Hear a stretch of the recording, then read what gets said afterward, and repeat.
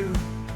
Adventures waiting just for you. Good morning and happy Wednesday, and welcome back to another episode of the Torque and Thrust Talk Show, episode number 41, the acronym Phonetics. My name is Bill. I'm a captain on the Boeing 737 for a major U.S. airline, and joining me today is my fellow co-founder of the Three Green Simulations Group, flight sim extraordinaire and retired New York City EMT, Tommy D of Level Flight Simulations. Today we're going to be having a very fun episode, kind of a little more lighthearted than the last one, unfortunately, because of the incident with the UPS 2976. We do have an update on that today. We won't really be diving into news today. This segment this week is going to be Jargon in a Jiffy, which is a fun word game that Tommy and I play to help demystify a lot of the words or terms that we use in either Tommy's current career or his career as an EMT and my career as an airline pilot. But first, as always, we always start off the week with our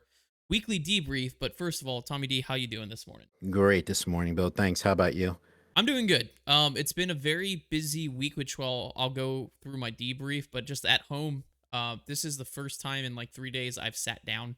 I've been doing a lot of work, which Tommy D I've sent pictures of, especially with kiddo. Like yesterday, I was installing the car seat base for my future child's car seat, and I thought it'd be super simple, especially because I'm bigger and not like I'm stronger. So I figured, oh, okay, this could be easy. I sent Tommy a picture. I had to move my truck seat, my driver's seat, all the way forward so I could get my big self, light way of saying that, into the back of my truck, so then I could put all my weight into the base to tighten it, because at the belt or the anchors where you secure it in my truck, you're not supposed to be able to move it more than an inch in either direction. And so when I was just doing it from outside the car, it was moving, and because I have leather seats, so I had a protector, and I'm like, I wonder if it's the protector that's causing it to move. And I in my head, I'm like, I'll ruin my leather. Like, I don't want my kid to be unsafe. But then I was like, you know what? No, let me climb in there and try to put my weight into it, and that did it. I shoved my weight into it Mhm. and yanked the belt tight, and that thing does not move a millimeter now. And That's so how we have to do it with our car seats as well. Now, 90% of the time, they both stay in Kim's car because yeah, she has the Outback, much uh, bigger than the Sentra. yep, oh yeah, But we have to put the seats forward. We got to put, but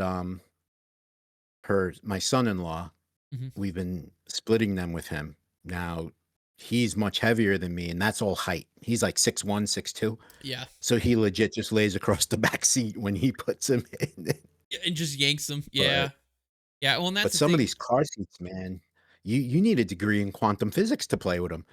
Oh yeah, and like I told my wife, so we have one car seat, but we have two bases, one for my car and Mhm. one for my wife's car, and that way we don't have to do the whole swaparoo every single time. Because I was telling Tommy yesterday, I don't think I could do that, like swapping them between cars like that. And I texted my wife, and I'm like, this is going to be miserable putting this into your SUV, because I had to climb into my truck. And luckily, my truck, when I move my seat forward, is relatively big. But even the picture I sent Tommy, you could see I was kind of like scrunched in there trying to get this thing. So it's gonna be interesting when I have to do it for my wife, her car. Yeah, it kinda looked like you were trying to stand up fully in the cockpit of a 145. Yeah, that's exactly what it felt like. I was jammed in there, and I'm like, this looks so stupid. I had my headlamp on because my truck is black. The interior is black and red leather, and a dimly lit garage with tinted windows. So I had to have my headlamp on so I could see what I was doing, because everything's black in my in my truck. Which, I mean, it looks good, but when it comes down to like trying to find the anchors or trying to find something in the back, it's really hard to do. And then another thing I wanted to do is my truck, because it's a truck, um traditional mirrors, like to see kiddo and when they're rear facing, Mhm. not it's more difficult with my vehicle than with my wife's vehicle, which is just going to be, the on the headrest. So I found one at Walmart yesterday for like 20 bucks. But I called it redneck engineering.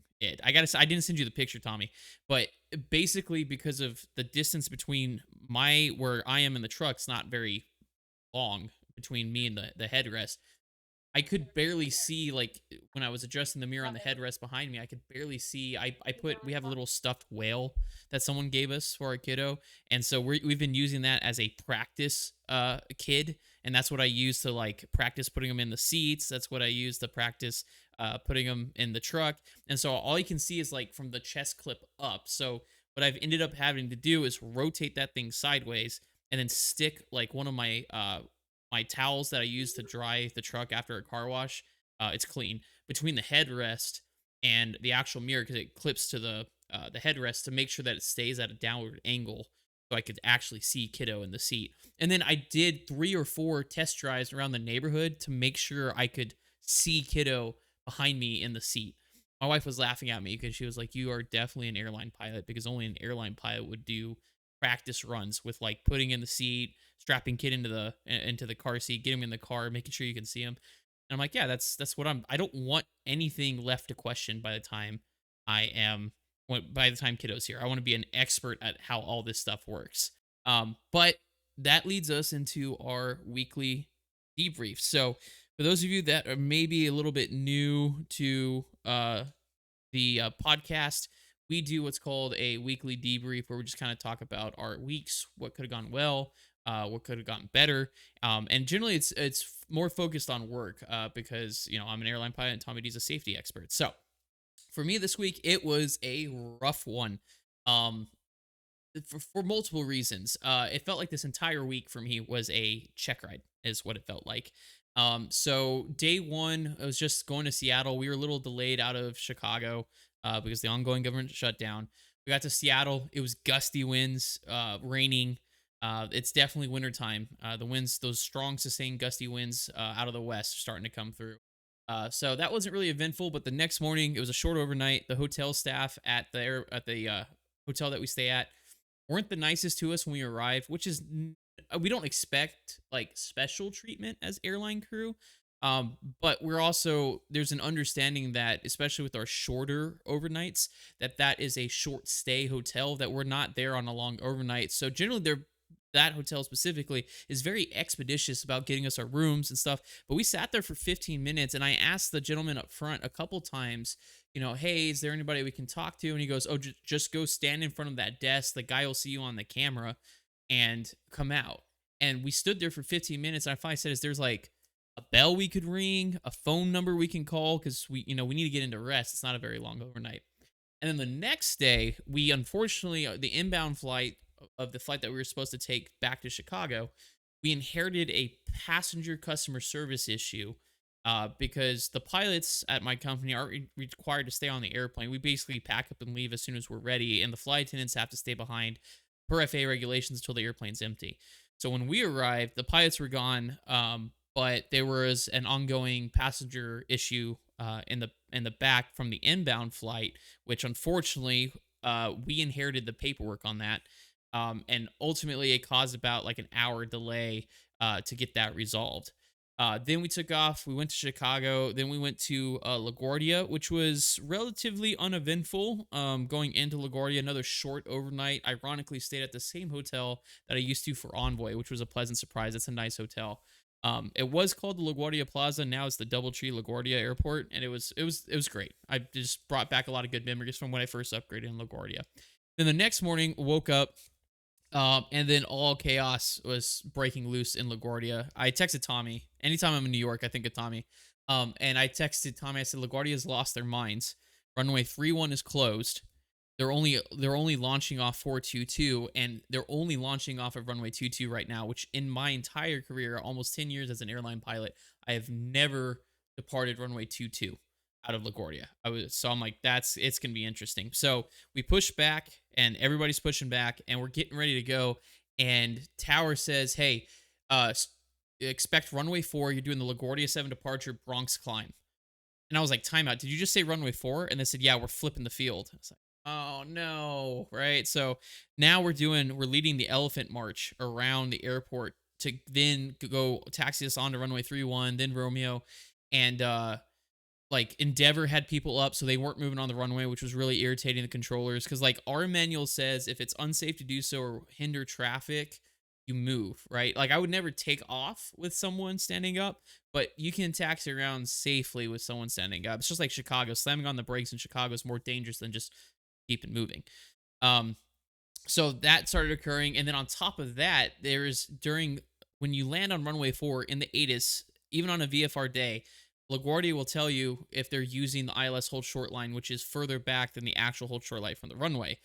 It's kind of it's in the ATIS, it's in the company notes, but it's definitely like if you're a LaGuardia pilot like me, it's stuff that you know. Well, a good old Delta A220 crossed that line and caused I think one or two endeavors to go around. So that caused an issue, and because they swapped the field, they were holding a lot of people that were then min fuel, so they had to get them in first, and it was 45 minutes on the ground to get out of LaGuardia. But we did get airborne out of LaGuardia down to Houston, then ended up in Nashville. Now, at the beginning of the trip, because of the government shutdown and the reduction in flight schedule, we did get our last turn on the go home day canceled, which was a Columbus turn. So that was nice because we'd get in, a little bit early, don't have to do an extra turn. It was just one leg. But get to Nashville the night before. There's something going on downtown. It's Saturday night in Nashville. So the car service that is supposed to be taking us to the hotel doesn't show up. So we have caveats in our contract that after 30 minutes of us actually like blocking in, if transportation isn't available, we can Uber and then or take a taxi and then we get reimbursed by the company. So I paid for an $80 Uber Black because it's basically similar standards to what we would normally expect. So Uber Black downtown in traffic took like 30 minutes to get downtown. It was absolute chaos downtown because it was Saturday night. So a bunch of people, noise, fire trucks, all sorts of things. And then the next morning we wake up to a delay, an hour and a half delay going to Chicago. And I was like, well, I wasn't expecting an air traffic control delay this morning. It was snowing in O'Hare. Had no didn't even think about that as a possibility because you often forget that it's wintertime until it starts blowing snow in Chicago. And so that caused a little bit of delay. It was gusty winds. There was a lot of challenging stuff with winds and operational stuff. And then texted Tommy when I got got to O'Hare, and I was like, "That was a rough trip. Now I got to see if I'm going to make it home in time."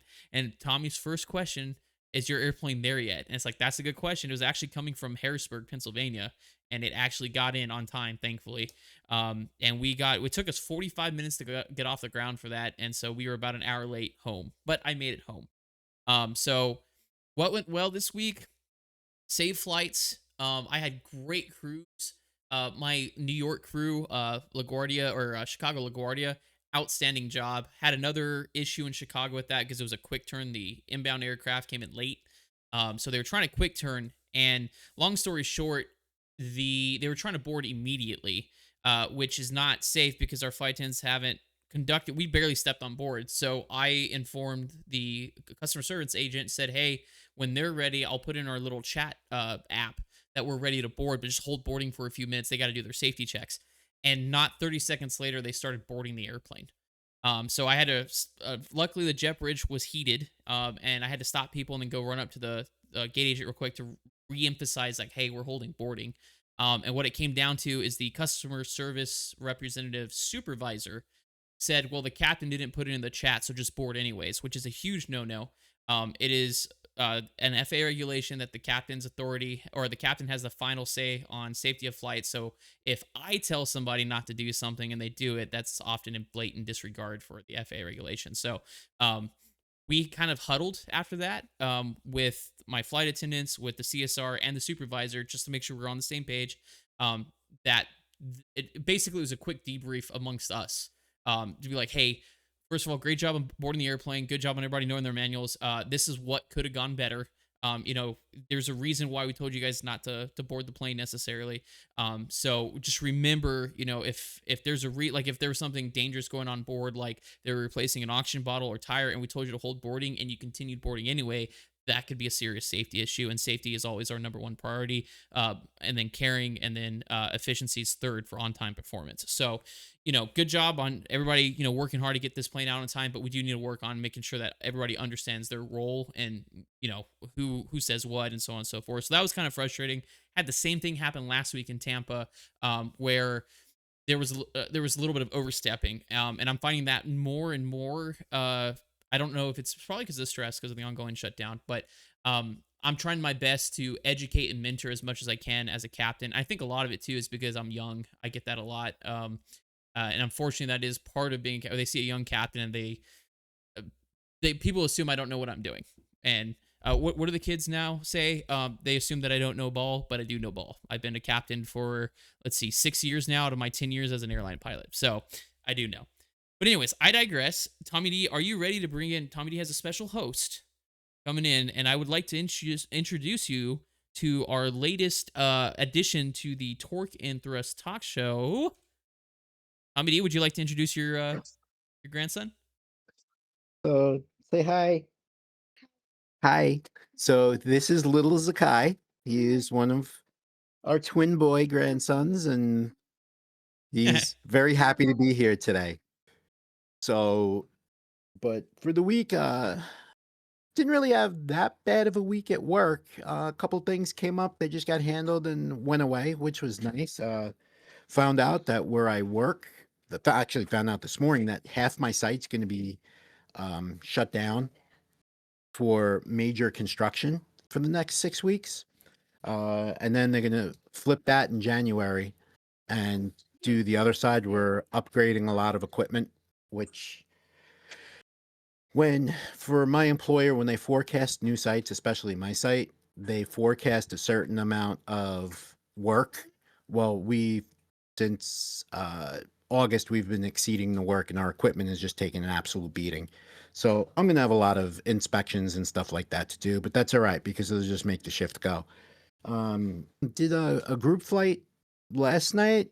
Monday, I just kind of chilled out doing some stuff. I'm still tweaking Microsoft Flight Sim 2024. I'm doing career mode to where I fly different propellers, and right now I'm waiting to earn enough money doing ferry flights so I can take my multi-engine rating. Oh, and here's Silas. Hi, Hey. everybody. Let me introduce you to Silas, Oh. he's the engineer behind the scenes here. This is our little engineer. You got apples all over your hand, bud. He's But like, oh yeah, trying to touch everything with apple fingers. well, that's a great update. I am gonna go. We're not technically doing news, but I will go into a You can't quick get to those. update with. I'll do a quick update with UPS 2976. This isn't the news segment, but we would be I would think it'd be wrong that we don't at least give you guys updates because this is an ongoing story. So this is from the NTSB, not NTUSB, NTSB, their November 7th media update. That's gonna be the last one that they give while they're on site at the actual crash site in Louisville, Kentucky. These are the facts from that, and then I will also talk a little bit about American 191.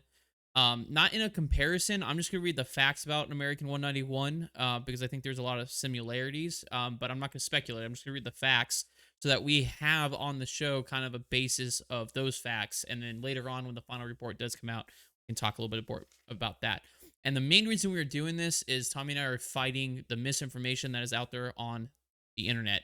Uh, that's one of my main reasons I have my TikTok page is to fight misinformation. There's a lot of it out there. There's a lot of people out there and on TikTok and social media that have immediately speculated. And unfortunately, one of them is a mainline pilot and has made quite a name for himself. I'm not going to mention who it is, but now he's a retired airline pilot. But I remember seeing it pop up on my feed almost immediately, and I'm like, where is this guy getting this information, and how can he possibly speculate what he's talking about? Granted, he has a lot of experience, as we do, all of us do as airline pilots. We're professionals, but there is definitely a line that you don't cross, especially when it involves a mass loss of life and also loss of life of crew members. It's almost borderline disrespectful to be speculating at this point. So everything I'm going to be reading is directly from the NTSB investigations website. And I just a couple days ago I watched the media briefing as it was happening on live on YouTube, and I took notes. So that's what this is. I took notes on the actual briefing for the show.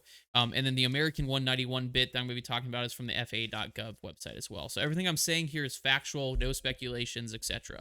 So what we know from the November 7th update about UPS 2976 is that it was an MD-11F, which the F stands for freighter. McDonnell Douglas was merged with Boeing. Boeing bought McDonnell Douglas, so that's why you'll hear Boeing's involvement with it, but it was originally made by McDonnell Douglas. Very similar to the DC-10, the MD-11 is the later variant of it. It was manufactured, that specific aircraft was manufactured in 1991 and the tail number was November 259 Uniform Papa. It was a flight that was scheduled from Louisville, Kentucky, to Honolulu with a total of 3 souls on board, 2 main pilots, and then a relief pilot because that is a long flight going out to Honolulu. There was a large plume of flames that occurred from the left wing during the takeoff roll. The takeoff roll occurred at 17 right in Louisville, and the impacted structures off of the airport and terrain about a half a mile of fire and impact just over the fence line. Louisville Airport CCTV, that's the security footage, did show the left engine detaching from the wing during the takeoff roll. Right now, the NTSB is still in the fact gathering phase, so their job is to be at the crash site, gather the perishable evidence, and then determine what happened. The CVR, the cockpit voice recorder, did contain 2 hours and 4 minutes of what they called good quality recorded audio. The investigators noted during the media briefing that it was a normal pre-flight and with pre-flight briefings and checklist. The takeoff roll was uneventful through different speed callouts. Unfortunately, the reporters didn't ask for clarification. The different speed callouts during takeoff are going to be, check thrust, thrust set.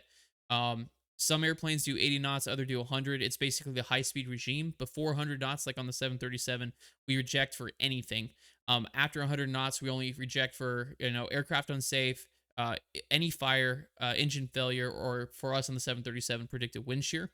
And then V1's the last call out usually. So I don't know if that means that they got through all their call outs, but it just says takeoff roll uneventful through different speed call outs.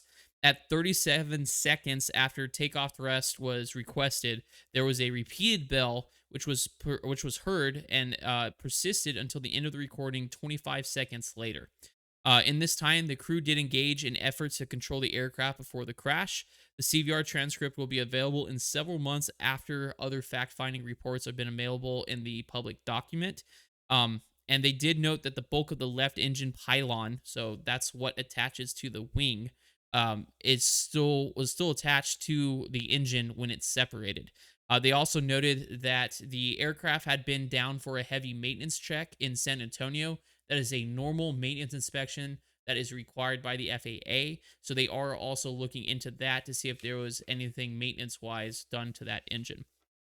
Now, so that's all the updates that we have from the NTSB right now. Anything beyond that you see online is pure speculation. So please, for the love of God, don't go off of the general aviation pilots that have never touched a jet on TikTok Live. They don't know what they're talking about. If professionals like myself, Captain Ben, and other professionals that are actual airline pilots aren't going out there and speculating, that should be your sign that if we're waiting for the facts from the NTSB, that's exactly what you should. Now, granted, we all have our own theories, but there's a difference between spouting those theories as fact when there is not enough fact. We want to know just as much as you all what happened and to make the skies safer. However, there's a way to go about doing it, and the only professional fact gathering that there is through the NTSB. Now, on that note, American 191, and I'm only bringing this up because there is a lot of similarities from the initial fact finding, and these are derived from the facts from the NTSB briefing. American 191 was in May 25th, 1979. It was an American Airlines DC-10 departing from Chicago. Okay, I'm just going to read through the facts. Off of that, I'm not going to make any speculations, but just I want you to think about the what I read about UPS 2976, and then I will read the facts and the findings from the American 191, and there's a lot of similarities. So, the American 191 during rotation, the left engine and strut assembly separated from the wing and flew over the wing. During this time, it severed hydraulic lines associated with the wing area, and the loss of hydraulic pressure caused the outboard leading edge slats on the left wing to retract. The crew handled the separation as an engine failure because that's at that point that's what they were supposed to. What they're supposed to do. So they slowed the aircraft down to their V2 speed, which is their single engine second segment climb, clear obstacles. Every aircraft has a V2. That is a standard operating procedure, even on the 737. We vary a little bit. It depends if we're faster than V2 plus 20 or 15, depending on whether or not it's a 737 or the other NGs. We'll bring it back to V2 plus 20. If we're between V2 and V2 plus 20, we'll stay right where the speed is. If we're slower than V2, we'll accelerate to V2. So there's different caveats that logic that we use during an engine failure. The left wing stalled when they slowed due to the slat retraction on the left wing, causing a lift asymmetry, resulting in an uncontrollable left roll. American 191 inverted and crashed, killing all 271 souls on board. The cause was for the actual accident was the separation of the engine and pylon from the left wing. But um, what caused the aircraft to or the engine to detach was due to maintenance induced damage, which led to the engine separation. And they note that the loss of the number one engine and its electrical generator also resulted in a failure of number of safety issues and warning systems that also didn't let them know the pilots that the left wing was stalling before the right wing. Um, so there's some interesting similarities. Remember, there's a a differential or difference between correlation and causation. But there are some interesting similarities that American 191 kind of brought up in their fact finding. It'll be interesting to see the similarities between the two. There was a heavy maintenance check before this aircraft went before the aircraft accident happened. UPS 2976 left engine also separated by the CCTV according to the NTSB. In the videos, there did appear to be a left rolling tendency from all angles that were available that I've seen on social media. So the similarities are are there. So it'll be very interesting to see um, what the cause was and if it was lax maintenance practices again or just something other. The DC-10 and the MD-11 have had a checkered history with their safety record. And also same thing with like the L1011, the TriStar, just not very good safety records, unfortunately. So it'll be interesting to see what's going on. In other news, also UPS and FedEx have unanimously grounded their MD-11 fleets right now out of an abundance of caution. So good on them for doing that. But I'm going to bring Tommy back into the fold here so we can talk about this a little bit. So it has not been a great year for aviation. No, no, it really hasn't. Also, too, one of the things when you're saying about everything breaking news and people actually making their own news, the one Yeah. thing too, apparently everyone on TikTok has become an expert in AI. Yeah. Be very, very careful what you listen to because a lot that I have seen, l- some of it's very blatantly Mhm. AI, but others have better skills than that, and it looks very realistic. Yeah. Well, and Don't get sucked into that vortex, and you I've already know. seen one video of UPS 2976 that I'm pretty sure is AI. It's like a different point, but how I know it's AI is the angle that it shows the left wing not on fire. Which yeah, I don't know. It could be. I just I don't it know. just Yeah, it's. But my point to everybody is all the facts that I just gave you. In you can take our what we're saying with a fine grain of salt too. But you can go what I just told you. You can go to the ntsb.gov website and look up these facts from the media briefing. It's on YouTube. I follow them on YouTube as well. So anytime there's a media briefing, I get an update and then I sit down and take notes for our show like that. And same thing with the American 191 on the backside here. If you go to the FAA.gov accident report website, that's when I was doing safety stand down. That's where I was getting all the information from, and they break it down really well. So everything that we're saying is factual based and can be backed up. 232 was it? Yeah, okay, that's what I thought. Dang it. United 232, the famous Sioux City, Iowa crash with Captain Al Haynes. The like the prime example of proper CRM. They were doing Denver to Chicago, or maybe it was Chicago to Denver. Um, no, it was Denver to Chicago, and they had a uncontained engine failure in the number two engine, which is up on the tail, and it severed the hydraulic lines. All three. What McDonnell Douglas said was basically impossible. Severed all three hydraulic lines in the tail and caused them to have no flight control. So they were using differential thrust to be able to attempt to land that aircraft. And what should have been unsurvivable because of good CRM, because there was a flight instructor on the DC-10 that was coming because Denver's where United trains, that introduced himself when he got on, and so they had him come up and he was the one working the thrust levers while they were trying to land. And it was supposed to be an unsurvivable crash, but they got it near a runway in Sioux City. And what had happened is it was a gusty day, and there was a gust of wind that caused the wing to drop. And because of how long back then it took to pull up an engine of that size, it's anywhere from like 5 to 10 seconds. They didn't have enough time to get the thrust in to save that wing, and that's why that famous video of them cartwheeling down the runway in Sioux City, Iowa, is what happened. So, um, they had that DC-10, the TriStar, a variety of things, Delta TriStar. I think it was, no, Eastern Air is the one that went down to Miami because they bumped the flight controls, didn't realize they disengaged the autopilot and slowly descended into the Everglades. The L-1011 Delta 193 was the one that experienced the microburst in Dallas-Fort Worth, and crashed a short of 17, what was now 17 center. It was 17 left back then, or sorry, 17 right, in Dallas-Fort Worth.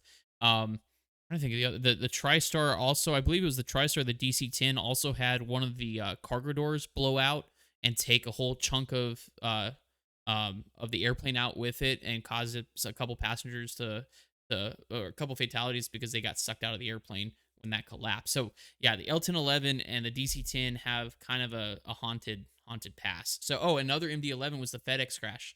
It has a tendency to porpoise, and then they porpoised, I think it was in Japan, might have been, but there was a couple accidents associated with that where they have to have specialized training in the MD-11 to avoid that sort of oscillation and crash.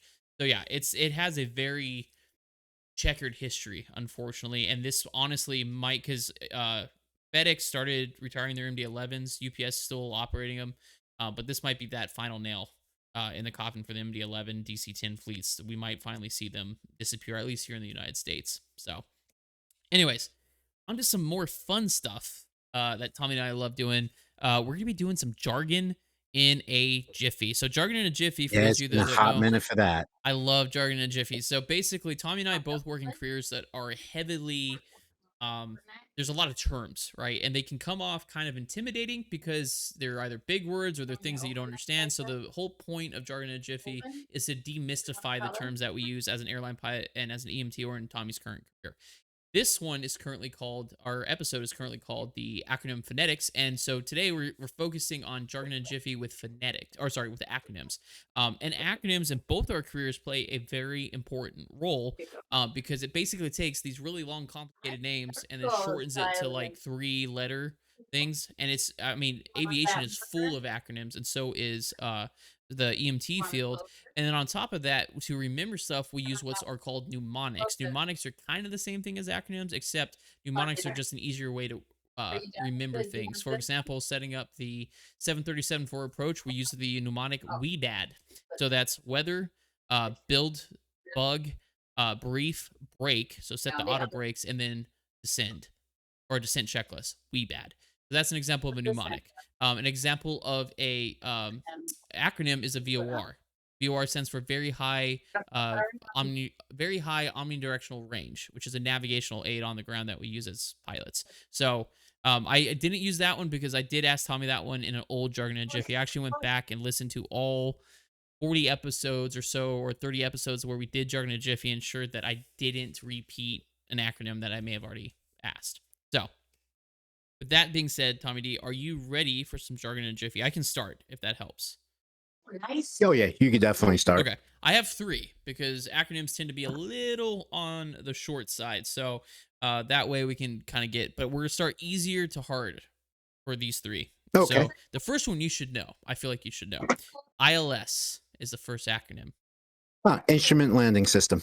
Piece of cake. Yeah. ILS stands for Instrument Landing System. It is what the aircraft or instrument flight rules, basically in low visibility. There's a localizer on the ground, or a left to right guidance, and then there's the glide slope, which gives us up and down guidance, and the airplane locks onto those radio signals, and that's how we guide ourselves down in low visibility. Fun fact, I can fly the 737 down to 50 feet without actually seeing the runway before we land.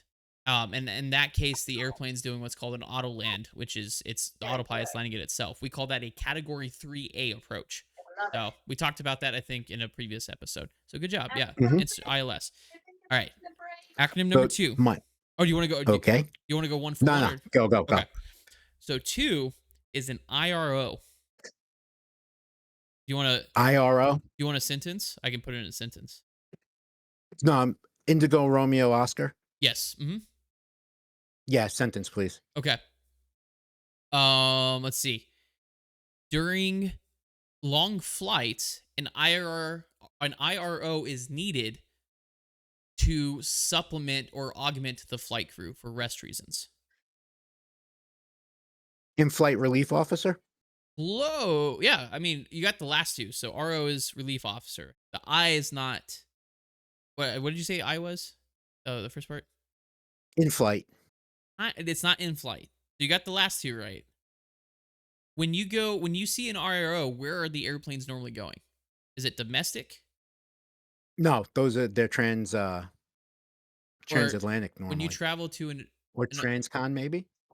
well, no, because there's transcons are like 4 hours, 5 hours. You wouldn't need it on a transcon. But if you're traveling Yeah, that's true. overseas, That's true. you're considered traveling. Intercontinental. No, because intercontinental means you're staying in the United States. No, I said that, didn't I? Yeah. So Uh, you had it though. Inter what? If it's not domestic, it's if you're flying, you have to go through customs. international. There you go. So international relief R officer. Yep. Or we like to affectionately call them pandas. Why it's available not doing anything. Because There you go. yeah, There you go. that's what we affectionately call 'em, or bunkies is another term that Well, we use to when did refer the to word IROs. international become so hard? Hang on a second. Yeah, no, it's like you're sitting there going, "Wait, what?" And I was trying to explain it without giving it away. But yeah, so IRO stands for International Relief Officer. Like I said, a bunkie or a panda is what we call them. Okay, the last one, I don't know if you're going to get. This one's actually kind of challenging. That's why I saved it for last. CDO.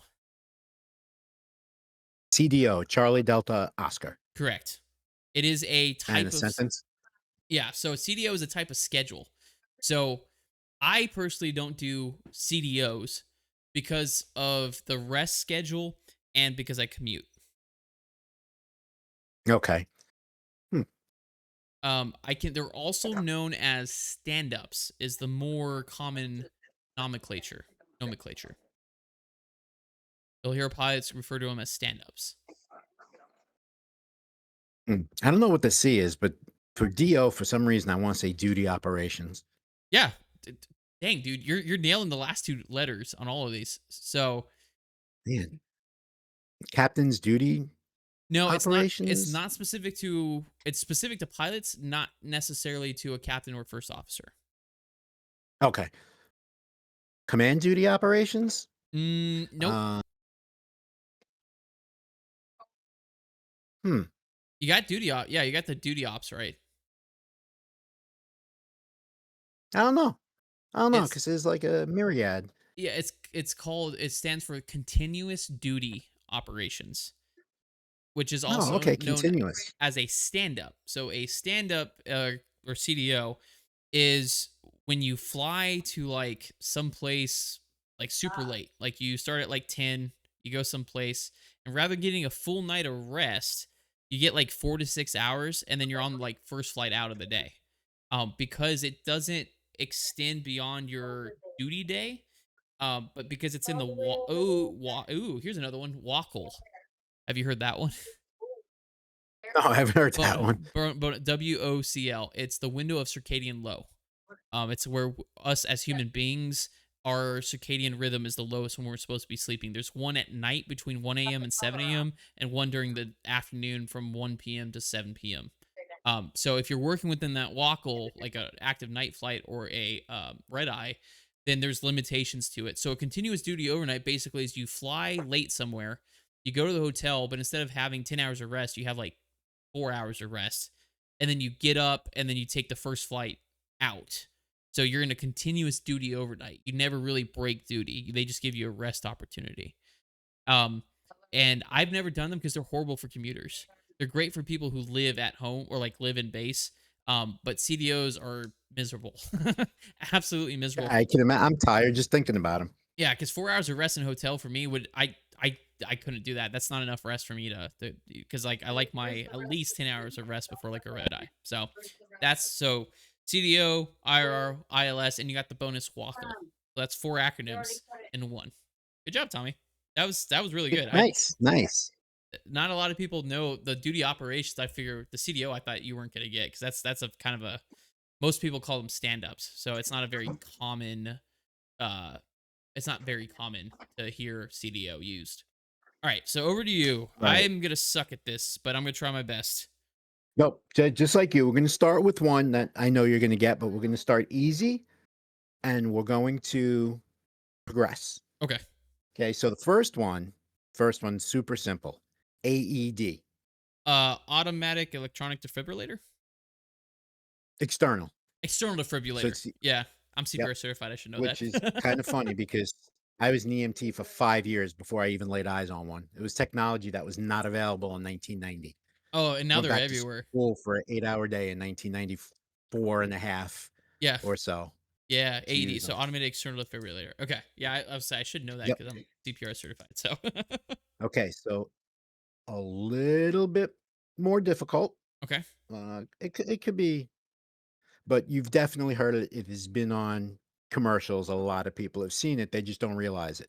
Okay. A CVA, Charlie Oh, Victor Alpha.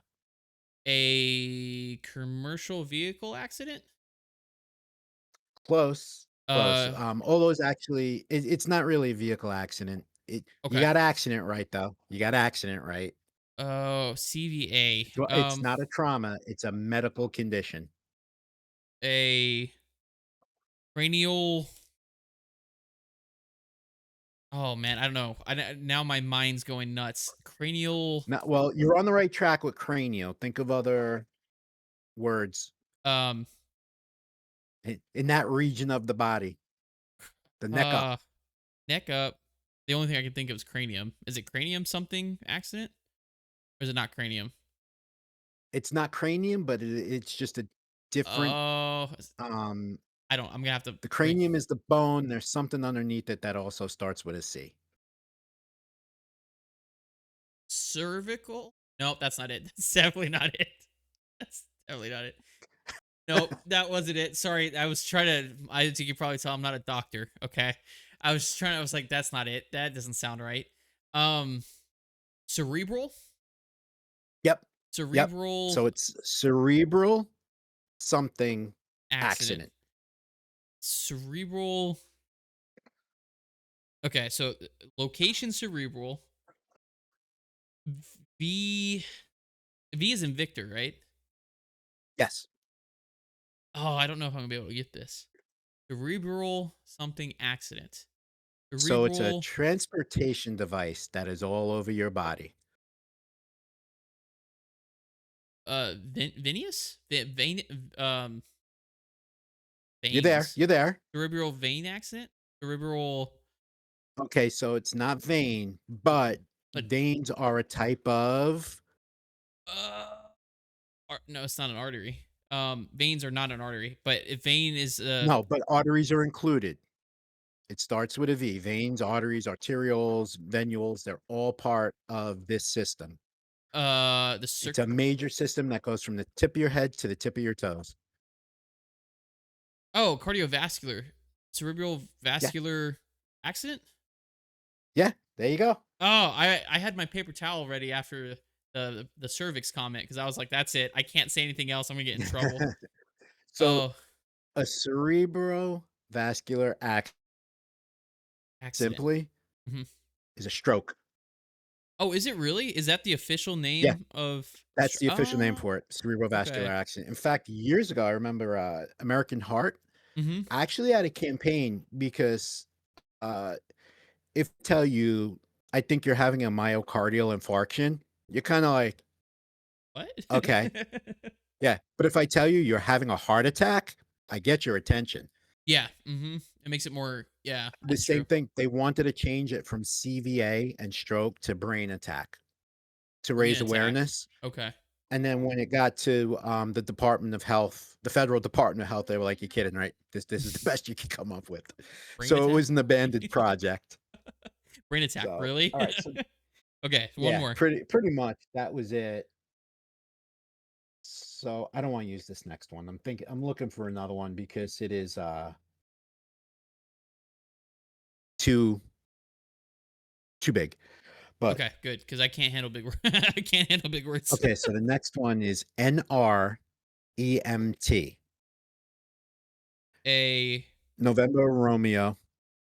EMT, is that a Yep. emergency medical technician? Like EMT is the last At part? the end, yeah. Okay. Hmm. Um, non-registered EMT? No, that Got the doesn't make sense. registered part. Okay. Uh, nationally registered EMT. There it Hey, is. Nationally registered there's a EMT. national certification. I thought it was like state level. Yeah. So do you Yeah. All have the to be EMTs that graduate nowadays have to take the national in registry. your EMT? So you're able to work anywhere, or is there still like specific No, licenses? no, they screw it. Basically became a money pit. It's a Of hundred course. and I don't know what it is now, but it was like $125 for the test to get your national registry, but you still have to take the state written exam because initially when this started in the 90s, Mm-hmm. all of us would get our national registry. There would be one set of ALS and BLS protocols that was good all over the country. That Mm-hmm. every EMS system was going to buy this one set of protocols, and then you would be able to go state to state. Oh, okay. Now, it became such a money making scheme that the original idea got abandoned years ago. Gotcha. Um, I got all my EMT cards through reciprocity Mm-hmm. because I was originally certified by New York State. New York State and California are the two highest trained EMTs right out of the gate because Gotcha. they both spend millions of dollars in research and development Okay. for stuff like Yeah. things that EMTs just started doing 5 years ago in Pennsylvania. Mm-hmm. I was doing in the mid 90s in New York. Oh, yeah. Okay. So Yeah, but the higher that's the way training. that goes. It's just another medical money hole. Yeah. Well, I was gonna say because that sounds like it's almost like post certification for law enforcement. Like you can get nationally post certified, but you're still not technically certified by the state. Like you still have to get state certifications to be able to like specific to Yep, Florida. still gotta be That's what. state licenses. Yeah. So okay. Well, that was dang. That was good. That was a good jargon and chip. That was a good one. That was a good one to bring back, to be completely honest. That's phenomenal. And that's why I love Jargon and Jiffy because like the other segments that we do are fun, but Jargon and Jiffy always come out learning more, which is amazing. That's the whole point of Jargon and Jiffy. Yes. So, and also Tommy does too, because Tommy does flying, and I'm always interested. I always love learning something new. So if it's something that I haven't learned before, like CVA and NREMT, then it just adds to my vocabulary, and hopefully I don't ever have to use those in the future. But it'd be nice Right. to be able to Especially know. the AED. Yeah, the AED. Yeah, and like I said, I should have known. I'm CPR certified, so I should have. I knew it was defibrillator. I know how to use it. Was it on the right side? The pad goes down here, or on the chest, left side it goes down here, and all that stuff. I know how to use it. But yeah, I just did not. Mhm. AED, I was like external, and when you said external, I was like, oh, right, it is. But another good show, folks. We're gonna wrap it here. It's a perfect timing of about an hour, which is outstanding. We've been live for probably a little bit longer than that with the actual intro. But our next episode will be planned to be on Wednesday next week on November 19th. 10 a.m. Central, 11 a.m. Eastern, and next week we'll be doing the reaction video, which once again we rescheduled due to the tragedy of the UPS 2976 accident. So we wanted to make sure that our episode was appropriate for something like that just happened. So next week on the 19th, here on all three platforms that you can find us on. I got to be careful because we are streaming on TikTok, so I don't want to mess up that algorithm. But we will be here. We'll be back doing another episode number 42. So definitely be sure to check us out. Follow us and subscribe. Tommy D is Level Flight Simulations on YouTube. The purple channel, sorry, red purple channel, and on TikTok I am Captain Bill Official. You can find me on those three channels as well.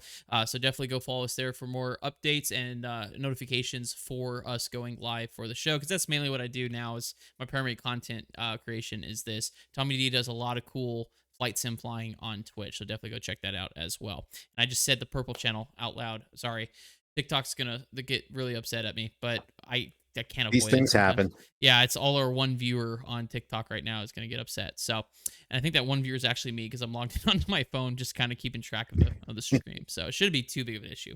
But with that being said, folks, on behalf of the Torque and Thrust Talk Show, I am Bill. I am Tommy. And we will see you next week on the next episode of the Torque and Thrust Talk Show. Have a good day. In the sky, the engines roar. On the ground, the wheels explore. From the cockpit to the open road, stories of the brave unfold.